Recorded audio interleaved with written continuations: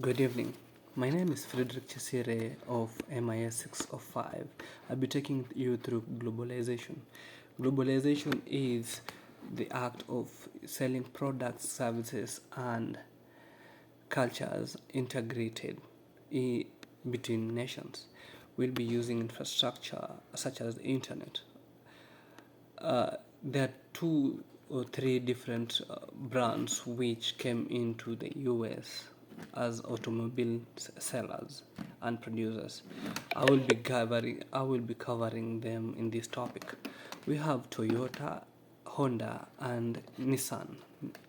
Nissan is based in Hong Kong, but Toyota and Honda are both Japan automobiles, but they couldn't be able to sell their products in the US as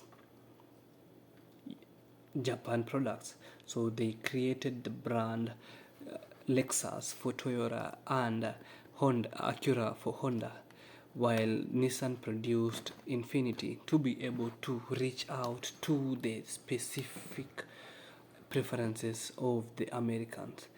So to be able to sell in the US, they had to be able to compete effectively with all the already established products such as Ford, General Motors, Chrysler, and Volkswagen from Germany.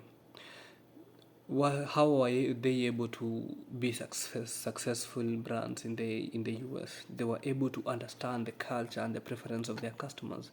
By understanding the culture of the customers, they were able to customize the products, such as Toyota in 1965, they produced the Toyopet Corona, which had the air conditioning, armrest, glove compartments, and sidewall tires, which outsmarted their competitors, thus being able to sell 32,000 units.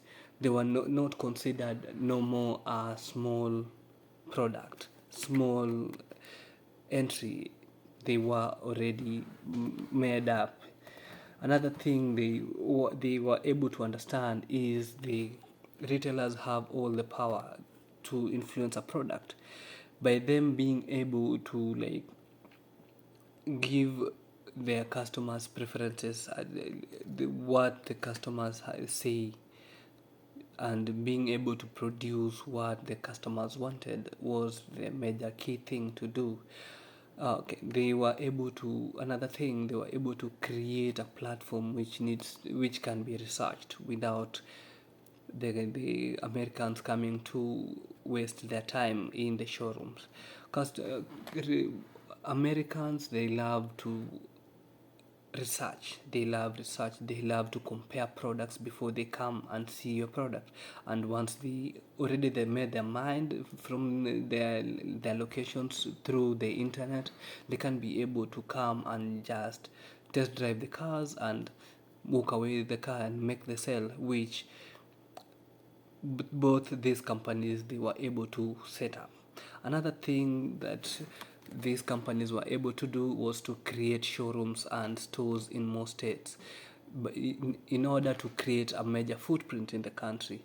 By having in every state having showrooms, people were able to see their products, sample their products, test the products, and be able to feel the intensity of their products. We have another thing. They have after sale management, where with the dealerships they are able to give after sale services such as lifetime warranties on oil change, lifetime warranties, maybe 4 or 5 years of engine change in the case that the products did not score as they are planned.